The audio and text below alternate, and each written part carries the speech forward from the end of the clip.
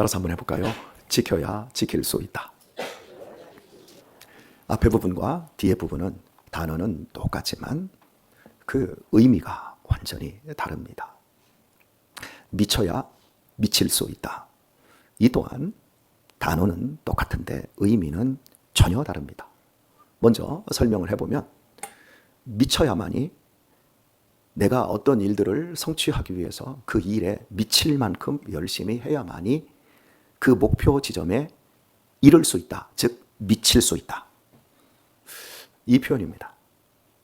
전자에서 지켜야 지킬 수 있다라고 하는 건 어떤 규칙을 지켜야만이 소중한 뭔가를 지켜낼 수 있다라는 뜻입니다. 이 말을 제가 여러분에게 하고 있는 이유는 오늘 신명기 4장 본문의 구조가 그랬습니다. 너희가 내 규례와 법도를 지켜야 한다. 그래야 네 마음을 지킬 수 있다. 이어서 등장하는 인물들을 보면 너희는 광야 세대에서 죽은 사람들이 아니라 생존한 사람들이다. 사람들을 모아라. 가나안 땅에 들어갈 사람들 앞에서 규례와 법도를 지키게 하라 해놓고 이제 어디로 가냐면 너희 자녀들에게 이것을 가르쳐라. 그리고 더 나아가서 너의 손자들에게 알게 하라. 정확하게 그 대상을 확정 지어주는 이 모습을 볼 수 있습니다. 그렇다면 자, 본문의 말씀이 어떻게 전개되고 있냐면 너희가 먼저 이 규례와 법도를 지켜야 너의 아들들과 너의 후손인 손자들을 지킬 수 있다라는 의미입니다. 그 가운데에 뭐가 들어있냐면 네 마음을 지켜야 한다. 결국 신앙생활은 어떤 규칙과 도덕률을 지키는 것. 더 쉬운 표현으로 합시다. 나 주일 지켰어요. 우리 그렇게 쓰잖아요. 나 11조 하라는 거 지켰어요. 이 모든 것들은 무엇을 지키기 위해 있냐면 결국 내 마음을 지키기 위해 있는 겁니다.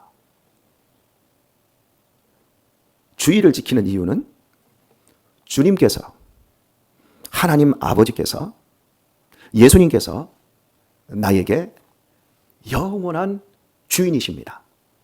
내 안식과 내 평안과 내 삶과 죽음과 그 모든 것의 주인이십니다. 라고 하는 내 마음의 중심의 고백이 지켜지는 행위입니다. 10의 1조를 드리는 것은 나는 돈이 내 인생의 주인이 아니라 하나님이 내 인생의 주인이십니다. 라고 하는 걸 지키는 겁니다. 그런데 주일을 지켰어요? 11조를 지켰어요? 지켜놓고 내 마음에서 짜증나. 내가 주인이야. 내가 하고 싶은 대로 살 거야. 말하고 싶은 대로 말할 거야. 행동하고 싶은 대로 행동할 거야. 마음을 못 지키면 결국 다 못 지키게 된다는 겁니다. 그래서 자문은 우리에게 무릇 지킬 만한 것보다 네 마음을 지키라. 여러분 마음 지킬 게 뭐가 있겠습니까? 마음은 여러분에게 계속해서 말씀드리고 강조하지만 우리의 감정을 생산해내는 공장입니다. 그리고 감정뿐만 아니라 어떤 생각 또 거기에서 의지적인 결단, 우리 자신의 조종석이 있는 곳입니다. 이렇게들 말합니다. 나 마음에 없는 얘기했어. 생거짓말입니다. 어떻게 마음에 없는 이야기를 할 수 있을까요? 마음에 있으니까 하죠. 마음속에 담아둔 분노, 감정, 좋은 것, 그건 언젠가는 나옵니다. 누르다가 언젠가는 대폭발을 하지요. 그때 관계가 완전히 깨집니다. 마음을 넘어설 수 있는 말도 행동도 없습니다. 물론 자극에 대한 반응은 마음과 상관이 없습니다. 집에서 요리를 하다가 우리 엄마들이, 우리 아내들이 솥을 딱 만졌는데 솥이 안 뜨거운 줄 알았다가 솥을 탁 만졌는데 손이 막 달라붙을 만큼 뜨겁습니다. 그럼 어떻게 하죠? 순간적으로 내가 뜨거운 걸 잘못 만졌구나. 손을 떼야 되겠구나. 이렇게 마음에서 생각을 합니까? 즉각 반응을 합니다. 딱 잡았다가 냄비를 잡았다가 순간적으로 탁 잡은 손을 여기를 탁 대죠. 그리고 아이고 내가 조금 전에 이 찌개 데핀다고 이걸 데펴놓다가 내가 몰랐네? 아이고 멍충이. 이렇게 즉각적인 감각에 반응하는 이런 걸 제외하고는 우리가 말하고 행동하는 건 모두 다 마음에서 나옵니다. 그래서 우리가 말할 때 행동할 때 주의해야 될 것은 생각을 해야 됩니다. 자기 주도적인 반응을 해야 됩니다. 자기 주도적이라서 내 마음대로 하는 게 아니라 저 사람이 이렇게 말했고 저 사람이 카톡에 이런 글을 썼어. 그랬을 때 내가 이런 말을 하면 무슨 결과가 나오고 어떤 관계가 틀어질 수 있고 사람들은 말하지 않는 사람은 이 카톡방에서 이 말을 듣는 다수들은 어떤 마음이 되어질까? 결국 이 공동체와 이 모임에 어떤 결과를 가져올까? 최상의 결과를 내기 위해서 예수님의 말씀으로 가야 됩니다. 아, 왼뺨 때리면 오른뺨도 대주라 그랬지. 오리를 가자면 신리를 가주라 그랬지. 겉옷을 달라면 속옷도 벗겨달라 그랬지. 그래, 예수님. 나는 예수님께서 내 안에 사시니 나는 예수님처럼 말하고 예수님처럼 행동하겠습니다. 누구든지 나를 따라오려는 자는 자기를 부인하고 자기 십자가를 지고 나를 쫓으라 하셨지요. 예, 나 화나고 나 성질납니다. 그런데 주님을 위해서 덕과 유익을 끼치기 위해서 제가 더 참겠습니다. 아니, 나는 예수님과 함께 십자가에 못 박혀 죽었습니다. 주님, 나를 통해서 주님의 영광만 나타나게 해 주옵소서라고 생각하고 정리하고 말하고 행동할 때 그게 크리스찬의 자기 주도적인 행동입니다. 이게 자기 마음을 지키는 겁니다. 그런데 즉각적 반응을 해버립니다. 너 되게 기분 나쁘다. 너 되게 예의가 없다. 너 때문에 나도 힘들고 우리 모두가 힘들어. 너 한번 내가 버릇을 고쳐야 되겠다. 내가 입이 없어서 말을 못하는 줄 알고 내가 카톡을 못 써서 말을 안 넣는 줄 알아? 그냥 즉각적으로 공격할 수 있습니다. 또 한 가지 방법은 소극적 공격이 있습니다. 아, 이것도 저것도 다 때려치고 싶다. 아, 나 나갈래. 카톡에서 나와버리든지. 나 이제 더 이상 이 모임에 안 들어갈랍니다. 당신들끼리 알아서 다 하세요. 이 또한 공격입니다. 현대사회에 많은 사람들이 이걸 잘 못해요. 특히 목사님들이 정말 못해요. 단톡방이 20개 가까이 있습니다. 제가 모임들이 많으니까요. 그런데 거기에 보면 무대뽀들이 있어요. 뭐 자기 생각 있으면 자기 무슨 이념, 뭐 자기가 좋아하는 취향, 뭐 물불 안 가리고 다 올려버립니다. 그냥 말하고 싶을 때 그냥 다 탁탁 말해버리고. 뭐 다른 사람도 쥐죽은 듯이 가만히 있는데 거기에 또 한 사람이 또 반응을 하는 사람이 있어요. 그래서 티격태격 싸워요. 그럼 이꼴저꼴 보기 싫은 사람 또 나가버려요. 그러다가 이제 그렇게 잘 울리는 사람의 특징은 뭐냐면 그렇게 해놓고 아이고 내가 즉각적인 반응을 했네. 미안하니까 거기다 또 미안합니다. 온갖 좋은 미사이고 또 다 갖다 놔요. 그게 자기 보상 심리지요. 이 사람이 자기를 못 봐요. 참 우리가 내 마음을 지키지 못한 상태에서 아무것도 지킬 수가 없는 거예요. 결국은 불행해지는 거죠. 저는 오늘 여러분들과 함께 이 본문에서 우리 자신을 어떻게 지켜야 되는가, 그리고 우리의 자녀들을 어떻게 지켜야 되는가, 이 부분에 대해서 조금 고민을 해봤으면 좋겠어요. 분명히 이 본문이 우리에게 요구하는 게 너 말씀, 너 규례와 법들을 네가 먼저 지켜라. 그리고 마음을 지켜라. 그래야 너의 아들들과 손주들을 지킬 수 있다. 그것이 잘 사는 길이다. 이렇게 말을 합니다. 지난주에 함께 회의하는 곳에서 이제 회의가 끝나고 식사를 하는 과정에서 당신 교회에 은퇴하신 장로님에 대한 이야기를 듣게 되었습니다. 저는 그 장로님을 잘 알고 있습니다. 사업을 근사하게 하셨고 꽤나 재력이 있으십니다. 뭐 부동산도 많으시고 그런데 뭐 집도 여러 채를 가지고 계셨는데 이제 작년에 이제 그 종합 과세가 나오고 하니까 빨리 다세대 이것들을 정리를 해서 이제 하라고 국가에서 몇 번 유예기간을 주었잖아요. 이제 진짜로 시행한다고. 그러니까 이 은퇴하신 장로님께서 집을 다 있었던 아산에 있는 아파트도 파시고 해서 전체 이제 금액이 한 5억 정도가 되었나 봐요. 근데 딸 둘에 아들이 하나 있습니다. 당신 집도 있고 그래서 당신 집만 남기고 이것들을 다 정리를 해서 5억이라는 돈을 아들, 딸하고 정확하게 다들 나누어 준 거예요. 그래서 여러분 3분의 1로 나눴으면 뭐 대충 얼마씩 갔겠어요? 뭐 한 1억 8천 한 500 정도 갔을까요? 예, 그 정도씩 갔겠죠. 거기서 이제 어떤 상속세나 이게 증여인가요? 예, 뭐 증여나 상속세를 어느 정도 띄었을 겁니다. 그런데 어느 날 아들이 온 거예요. 우리 동민이 정도 되는 아들이 막내인데 아들이 와가지고 아버지 집 팔고 한 거 돈이 이것밖에 안 돼요? 그리고 말을 하는 거예요. 누나들한테는 얼마씩 줬어요? 똑같이 3등분 했다? 했더니 아들이 화를 내는 겁니다. 아버지, 나는 이 집안에 유일한 아들입니다. 나한테 2목, 3목은 줘야지 왜 누나들하고 똑같이 줬습니까? 화를 내는 거예요. 그러면서 아버지 돌아가시면 이 집 내 겁니다. 그러면서 아버지 여기다가 쓰세요. 저한테 돈을 아버지가 저한테 돈을 얼마 빌렸으니까 차용증을 쓰세요. 그래야 제가 아버지 집을 가압류를 해놓도록 하겠습니다. 그래야 내가 누나들한테 안 뺏기지요. 이 장로님이 충격을 받아버렸어요. 그 아들이 모태신앙입니다. 모태신앙은 아직도 모태에 있기 때문에 모태신앙인지 제대로 믿음 생활을 못해서 모태신앙인지는 잘 모르겠어요. 근데 아버지 입장에서 믿음 생활 잘하고 너는 예수님만 믿어. 세상 즐거움 다 버리 주 예수보다 더 귀한 것은 없네. 수없이 우리가 불렀지만 그 아들이 35년을 살아온 인생 속에서 세상에서 제일 귀한 건 주 예수가 아니라 주 예수님보다 조금 못한 것은 우리 아버지, 우리 엄마, 그보다 조금 못한 건 내 형제, 자매. 순서가 그런 거예요, 여러분. 그런데 주 예수보다 귀한 것은 없네. 그건 립 서비스고 실제 우리 엄마, 우리 형제 다 제껴놓고 제일 귀한 건 돈이네. 마음을 지키지 못한 거예요. 육선이 가득하여 싸우는 집보다 빵 한 조각을 나누어 먹는 집안의 화평함이 훨씬 좋다고. 하나님께서 추구해야 될 우리 인생의 삶의 목적지를 우리에게 분명히 가정의 목적지를 보여주셨어요. 그런데 이 장로님이 큰 교회 장로님으로 잘 살았고 존경받았고 자식들 잘 키워놨는데 마지막에 그 순간에 딱 보니까 가압류를 하겠다고 하면서 차용증을 아버지 써주세요. 이거 사기 아닌가요? 그런데 그 아들을 누가 키웠어요? 그 아들을 누가 그렇게 만들었어요?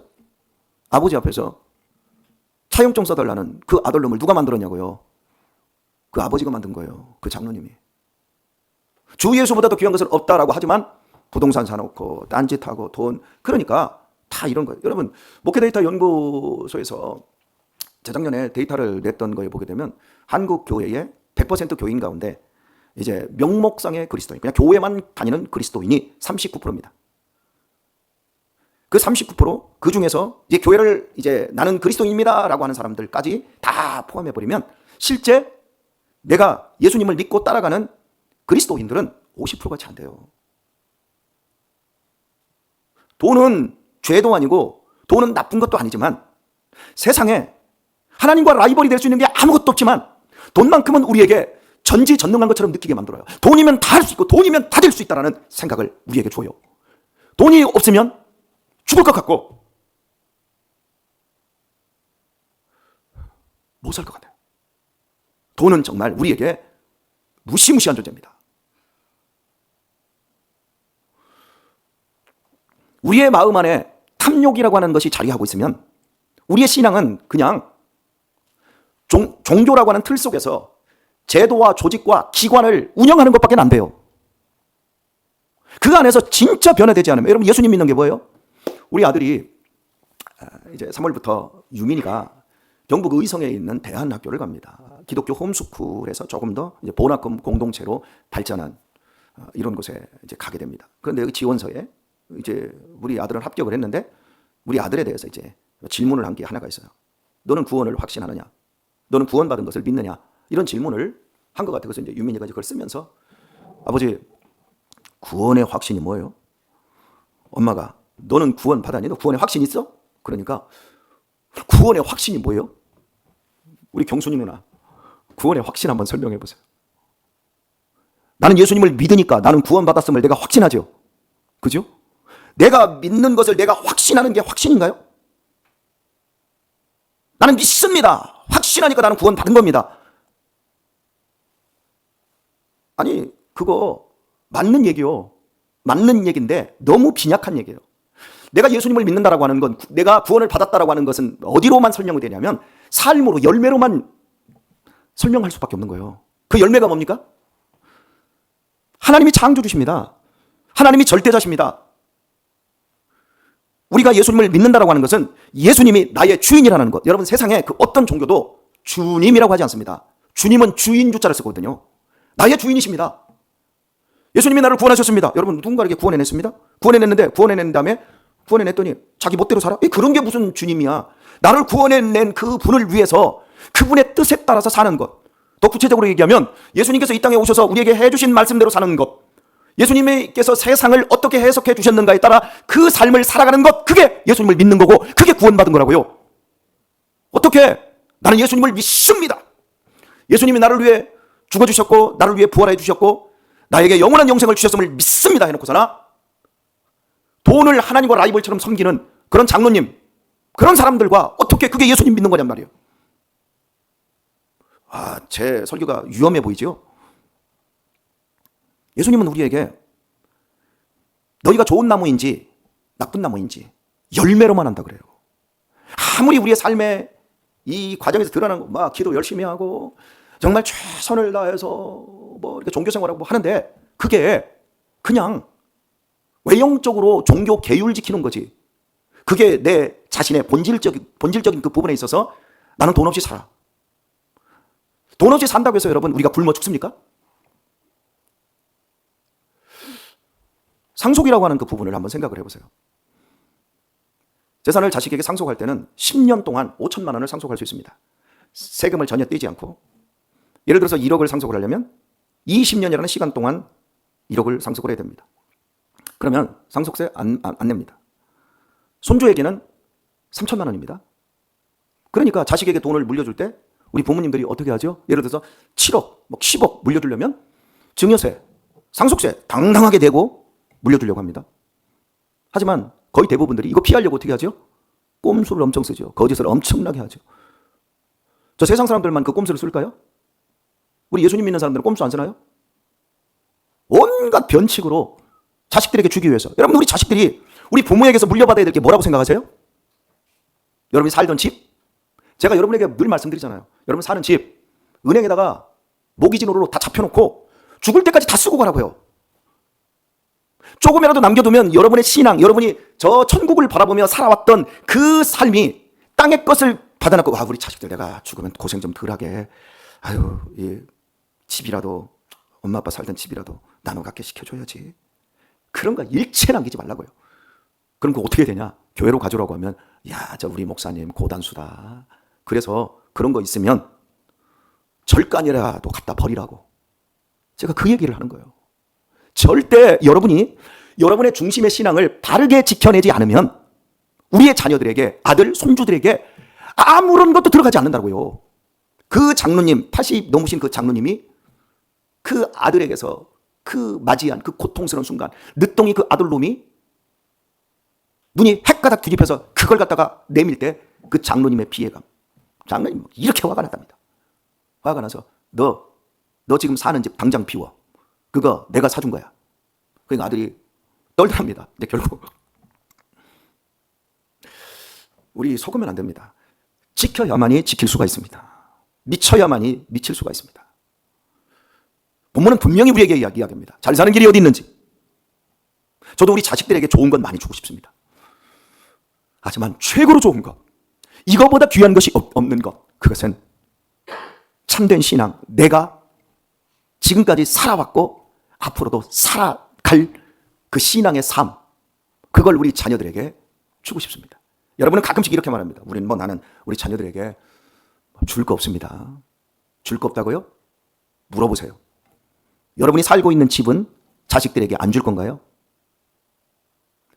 여러분, 다 마음속에 이런 욕망이 꿈틀거립니다. 그래서 무릇 지킬 만한 것보다 마음을 지키라 그럽니다. 오늘 말씀을 맺도록 하겠습니다. 성경에 보면 여러분 희한하지 않습니까? 구약 성경 이제 우리가 더 계속해서 살펴보겠지만, 가나안 땅에서 하나님께서 이스라엘 백성들이 싸우는 대상들마다 진멸을 명하십니다. 여리고성에 있는 그 모든 것들을 다 죽여라. 아무것도 너희들이 갖지 마라. 근데 아간이 범죄를 하잖아요. 신할산 외투와 여러 가지 금덩이, 은덩이를 따로 빼놓잖아요. 다 진멸하는 그것 때문에 여러분 어떻게 됐어요? 아이성 전투에서 이스라엘이 대패하죠. 하나님께서 또 사울 왕에게 아말렉을 진멸해라. 아이들까지 소, 양 싹 죽여라. 그런데 어떻게 했죠? 나중에 소와 양을 좋은 걸 가져와서 그걸 안 죽이고 전리품으로 가져왔을 때 사무엘이 지적을 합니다. 그때 뭐라고 대답하죠? 하나님께 이 좋은 거 가지고 제사 드리면 좋잖아요. 그러자 네가 하나님을 멸시하였기에 하나님은 너를 경멸하니라. 그리고 하나님은 너를 떠났다. 이렇게 말합니다. 여러분 남겨도 되잖아요. 여러분 이게 진멸하라, 이게 뭐냐면 성경에서 헤렘이라고 합니다. 히브리어로 헤렘, 헤렘 사상이 그리스도의 교회의 가장 중심 사상입니다. 우리의 죄를 위해서 예수님께서 완전히 진멸하기 위해서 당신의 아들을 죽이셨습니다. 하나도 안 남기셨습니다. 우리의 죄에 대해서 우리는 자유합니다. 예수님이 완전히 헤렘 진멸해 주셨습니다. 과거, 현재, 미래, 우리의 모든 죄, 인격적인 것, 우리의 외형적인 것, 뭐 싹 진멸하여 십자가로 못 박아 우리를 하나님의 자녀로 거듭나게 해주셨습니다. 이게 헤렘 사상이 여기로 가요. 그런데 우리에게 헤렘이 과연 있나 보세요. 내가 동민이한테 물어볼게. 동민아, 결혼하기 전에 바람 폈냐 안 폈냐? 아니, 좀 내은이 만나기 전에 만나는 대상이 있었어 없었어? 있었지. 내은이도 있었지. 우리 서로 잘 알지. 결혼했어. 싹 진멸하고 헤렘했어 안 했어? 내은이만 바라봐. 또 그 내은이는 동민이만 바라봐. 목사님, 우리 아내하고 결혼하기 전에 여자 있었어. 군대 가기 전까지. 내가 결혼했어. 우리 아내만 사랑해. 그런데 가끔씩 그 여자를 내가 만나. 그리고 내가 이렇게 우리 아내한테 내가 99야. 너는 1일밖에 안 돼. 365일 중에 나는 너 하루만 만나줄게. 우리 아내한테 여보 365일 중에 하루 데이트하고 올게. 나는 당신에게 99야. 이 정도면 근사하잖아?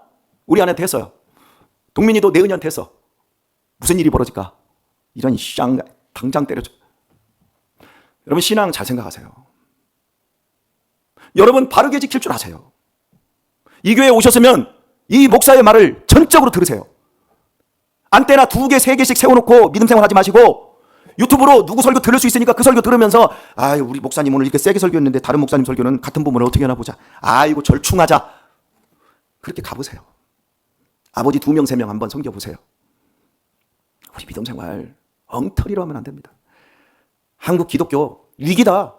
지금 뭐 1000만에서 680만으로 빠지더니 지금 500만대다. 위기다. 여러분 숫자 노름 하는 것, 그래서 숫자가 빠졌다라고 말하는 게 그게 위기예요. 기독교는 어떤 시대 구간에 소수였을 때가 머저리티가 아니라 메이저리티였어요. 그 극소수의 사람들이 믿음의 삶을 바르게 살 때 세상 사람과는 다르게 예수님을 주인으로 믿고 살아가면서 자기를 십자가에 못 박고 자기를 지키며 자녀들을 지키고 후손들을 지키며 살아갈 때 그 소수의 사람들에 의해서 세상이 변화되었다고요. 1000만이 넘는 기독교에 다 머저리티만. 그렇게 한국교회에서 떵떵거렸던 그 목사님들 자식들에게 교회 다 물려줘 버리고 그 결국 돈 물려준 거 아닙니까? 그런데 설교도 못해요 목사님들이. 우리 지금 남손노에도 막 자식들에게 교회 물려주려고 막 사유에게 물려주려고 온갖 것을 다 해요. 그걸 보면 너무 속상해요. 우리 한국교회에 강해설교회 대설교가가 지난주에요. 원로 목사님인데 교회에서 잘렸어요. 여러분 이름만 대면 아실 거예요. 왜 잘린 줄 아세요? 자기 아들 교회 개척한다고 40억을 교회에 내놓으라고 해가지고 그것 때문에 난리가 나버렸어요. 아니 그분이 평소에 뭐라고 한 줄 아세요? 난 맨 땅에 헤딩하는 게 제일 좋다. 아니 맨 땅에 해야지. 그런데 왜 그게 40억이 맨 땅이요? 이런 것들을 보면서 우리가 예수님을 따른다라고 하는 그 부분이 과연 무엇인가? 저도 아직 목회의 마지막 지점에 안 갔어요. 그래서 여러분 두렵습니다. 지켜야만이 지킬 수 있다라고 하는 것, 정말 미쳐야만이 미칠 수 있다라고 하는 걸 여러분 기억하시고, 어제 오늘 제가 설교를 좀 길게 했습니다. 우리의 남은 생에 정말 지혜 주셔서 우리 멋지게 우리 자신들의 마음을 잘 지켜내기를 바랍니다. 그리고 권면합니다. 그리고 축복합니다. 여러분이 최소한 3대는 지켜야 됩니다. 여러분의 남편과 여러분의 부모님 형제들의 신앙과 여러분의 자식과 여러분의 손주들의 신앙까지는 여러분들이 지켜낼 수 있으셔야 됩니다. 이런 위대한 이 마지막 때의 극소수의 진짜 백의 크리스찬으로 여러분 승리하실 수 있길 예수님의 이름으로 축원드립니다.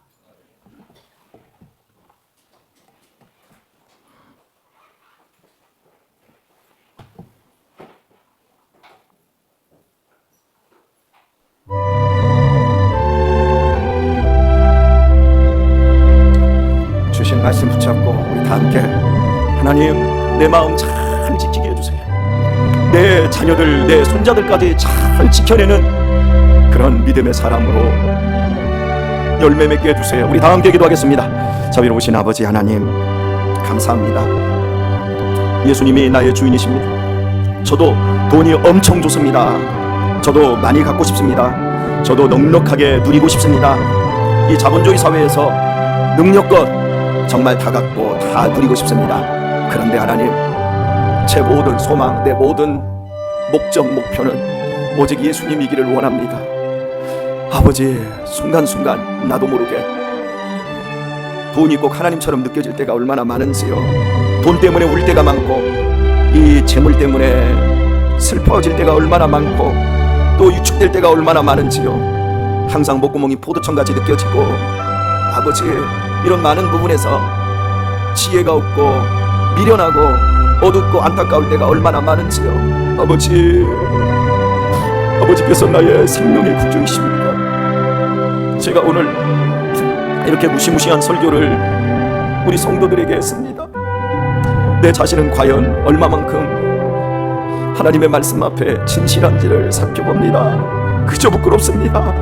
그저 못났습니다. 그런데 왜 그렇게 이 말씀을 이렇게밖에 전할 수 없습니까? 주님, 우리 사랑하는 성도들 가운데 하나님이 원하는 소수이지만 이 마지막 시대를 비치고 이 마지막 시대를 정말 깨울 수 있는 메이저리티가 되도록 우리 사랑하는 성도들을 주장해 주시옵소서. 열매로만 그 신앙을 평가할 수 있듯이 주님, 이 마지막 시대를 살아가며 우리 성탄 장로교회라고 하는 이 조직과 이 공동체, 아버지, 이 기관들, 아버지, 이것만을 지켜내는데 아버지, 내 인생을 소진하지 않게 하시고 진짜 사람들을 지켜내고 진짜 저 영혼들을 지켜낼 수 있는 목사로 내 자신이 설 수 있게 하소서. 고집쟁이들이 너무 많습니다.